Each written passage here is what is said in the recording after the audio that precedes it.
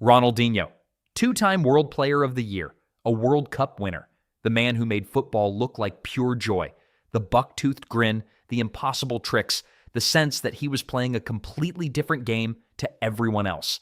If any footballer on earth ever felt untouchable, it was him.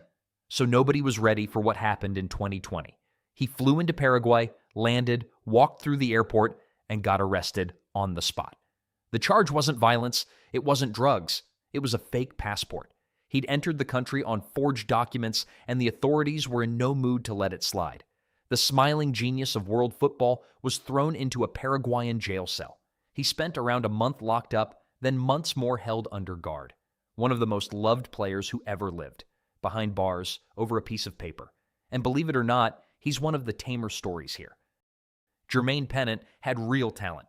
Fast, tricky, good enough for Liverpool and a Champions League final. But in 2005, already banned from driving, he got behind the wheel drunk, crashed, and got sent to prison. He served his time and was released early, with one condition: an electronic tag locked around his ankle, tracking his every move. Most people wear that tag sitting at home on the sofa. Pennant wore it in the Premier League. He walked out for Birmingham City and played a top-flight match with a monitor strapped under his sock.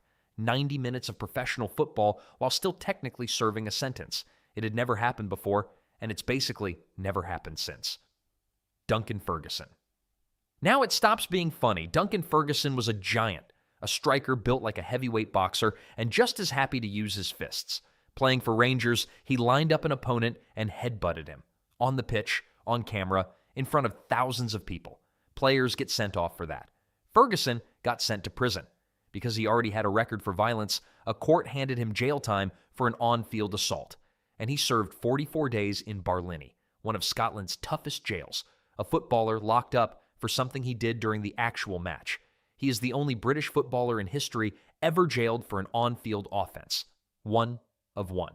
George Best, maybe the most gifted British player who ever lived, a genius on the ball and a complete disaster off it. By 1984, drink had already swallowed most of his career. Then, it swallowed his freedom. Drink driving, assaulting a police officer, skipping his own court date. The judge finally ran out of patience, and Best spent Christmas behind bars. Think about that. One of the most gifted players who ever lived. European Footballer of the Year, the man who lit up Manchester United, sitting in a prison cell on Christmas Day, put there by the bottle. He'd go on to say he spent his money on booze, women, and fast cars, and squandered the rest. The prison term was just the moment the whole world could see it. Joey Barton didn't have one bad moment. He had a whole collection. He once stubbed a lit cigar into a young teammate's eye. He attacked another teammate in training so badly the man was left seriously injured. And late one night in Liverpool, he beat a man unconscious in the street, an attack that finally put him where he'd been heading for years: prison. He was sentenced in 2008 and served 74 days. Barton served his time, came out, and carried on playing at the top level. And that's the strange truth running through this entire list. Prison didn't end most of these careers. It just paused them. The crowd will forgive almost anything as long as you can still play on Saturday. Lee Hughes. But there's a line you don't come back from. Someone dies. Lee Hughes was a Premier League striker at the peak of his career when he crashed his car at high speed. A man in the other vehicle, a father of four, was killed. And instead of stopping, instead of trying to help, Hughes ran. He left the scene and didn't turn himself in until a day later. He was convicted of causing death by dangerous driving and sent to prison for years. He actually came back and played football afterwards, but the crash and the running follow his name everywhere it's ever printed. Some sentences end when you walk out the gate. That one never really does. Robinho. Now it turns genuinely dark. Robinho was a superstar. Real Madrid, Manchester City, AC Milan, Brazil. At his peak, one of the most expensive footballers on the planet, tipped to become the next great number 10. But back in 2013, in a Milan nightclub, a woman was assaulted. Years later, Italian courts convicted Robinho of taking part in that attack. He fought it through every appeal, and every appeal failed. The conviction stood. 9 years. For a long time, he stayed free and famous in Brazil, living as if it might never catch up with him. Then, in 2024, it did. He was arrested and taken to prison to serve the full sentence. A World Cup star. 9 years.